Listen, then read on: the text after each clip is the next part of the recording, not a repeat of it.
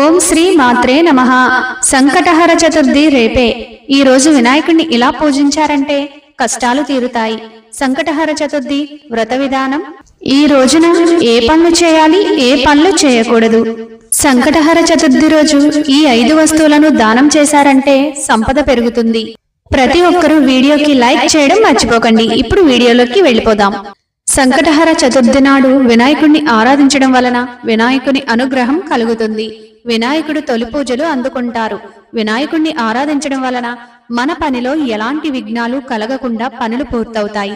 సంకటహర చతుర్థి రోజున వ్రతం చేయడం వలన మంచి జరుగుతుంది. మన కోరికలు నెరవేరుతాయి. అనుకున్న పనులు తప్పకుండా జరుగుతాయి. సంకటహర చతుర్థి వ్రత విధానం. ఈ చవితి వ్రతాన్ని 3 లేదా 5 లేదా 11 లేదా 21 నెలల పాటు ఆచరిస్తారు. బహుళ చవితి నాడు వ్రతాన్ని మొదలు పెట్టాలి. మనసులో కోరికను తలుచుకుని ఈ వ్రతాన్ని ఆచరించినట్లయితే మంచి జరుగుతుంది. వ్రత ఆచరణ రోజున ఉదయాన్నే శిరస్సున స్నానం చేయాలి. ఆ తర్వాత గణపతిని పూజించాలి. తెలుపు రంగు లేదా ఎరుపు రంగు జాకెట్ ముక్కను తీసుకుని వినాయకుడి ముందు పెట్టాలి. పసుపు కుంకుమను రాసి జాకెట్ ముక్కలో 3 పిడికలు బియ్యం వేయాలి. అందులో తమలపాకు, 2 ఎండు ఖర్జూరాలను, 2 వక్కలను దక్షిణ పెట్టి మన కోరికను చెప్పుకోవాలి. ఆ తర్వాత గణేష్ స్తోత్రాన్ని చదివి వ్రత కథను చదువుకోవాలి. ఆ మూటను స్వామివారి ముందు పెట్టాలి. ధూపం వెలిగించిన తరువాత కొబ్బరికాయ కాని పండ్లు కాని నైవేద్యంగా పెట్టాలి. వినాయకుడి ఆలయానికి వెళ్లి 3 లేదంటే 11 లేదంటే 21 ప్రదక్షిణలు చేయాలి. సూర్యాస్తమయం అయ్యేదాకా వినాయకుడిని కదపకూడదు. సూర్యుడు అస్తమించాక స్నానం చేసి దీపం పెట్టుకుని వినాయకుడికి నిత్య పూజ చేసినట్లు పూజ చేయాలి. ఆ తర్వాత వినాయకుడికి కట్టిన ముడుపు బియ్యంతో పొంగలి చేసుకోవాలి. స్వామివారికి సాయంత్రం నైవేద్యం పెట్టాలి. ఈ రోజు ఏం పనులు చేయాలి, ఏం పనులు చేయకూడదు. సంకటహర చతుర్థి రోజున కొన్ని నియమాలను పాటించడం చాలా పవిత్రంగా భావిస్తారు. సంకటహర చతుర్థి ఉపవాస నియమాలను పాటించడం ద్వారా వినాయకుడు సంతోషిస్తాడని చెబుతారు. సంకటహర చతుర్థి నాడు వినాయకుడిని ఆరాధించి ఉపవాసం ఆచరిస్తారు. ఈ ఉపవాసం యొక్క పుణ్య ఫలితం వల్ల వ్యక్తికి సంతానం, సుఖ సంతోషాలు లభిస్తాయని నమ్ముతారు. ఈ రోజు ఉపవాసం సమయంలో సాయంత్రం చంద్రుడికి అర్ఘ్యం సమర్పించాలనే నియమం కూడా ఉంది. శాస్త్రాల ప్రకారం ఈ రోజు ఉపవాసంలో కొన్ని విషయాలను అనుసరించడం వల్ల గణపతిని ప్రసన్నం చేసుకోవచ్చు. అలాగే ఆ వ్యక్తి కోరుకున్న ఫలితాలను పొందుతాడు. సంకటహర చతుర్థి నాడు ఏం చేయాలి? ఈ రోజున సూర్యోదయానికి ముందే నిద్రలేచి స్నానం చేసి శుభ్రమైన దుస్తులు ధరించాలి. ఆ తర్వాత వినాయకుడిని పూజించాలి. వినాయకుడికి నువ్వుల లడ్డూలు, మోదకాలు మొదలైనవి సమర్పించాలి.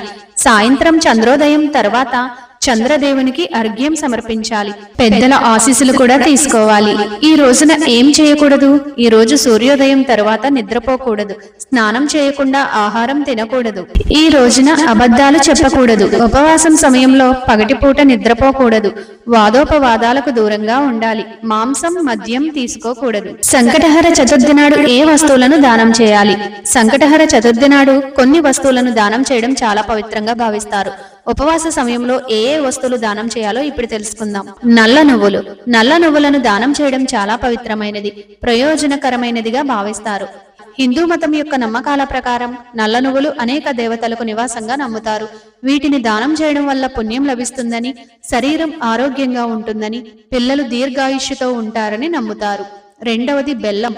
సంకటహర చతుర్థి రోజున బెల్లం దానం చేయడం వల్ల వినాయకుడిని ప్రసన్నం చేసుకుంటారని నమ్ముతారు.